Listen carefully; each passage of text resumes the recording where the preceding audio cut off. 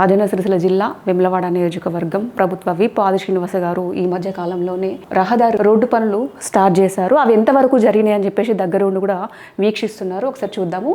శరవేగంగా రహదారి విస్తరణ పనులు, రాజన్న ఆలయ ప్రధాన రహదారి పనులను శరవేగంగా పూర్తి చేయాలని వేములవాడ విప్ ఆది శ్రీనివాస గారు అధికారులను కూడా ఆదేశించారు. బుధవారం ఆలయ రహదారి అభివృద్ధి పనులను క్షేత్రస్థాయిలో పరిశీలించారు. ఈ సందర్భంగా ఆయన మాట్లాడుతూ కొన్ని ఆటంకాలతో పనులు జాప్యం జరిగిందని, ప్రస్తుతం వేగంగా జరుగుతున్నాయని చెప్పారు. ఆధ్యాత్మికత ఉట్టిపడేలా 140 కోట్లతో రహదారి ఇరువైపులా 44 స్తంభాలు ఏర్పాటు చేస్తున్నట్టు తెలిపారు.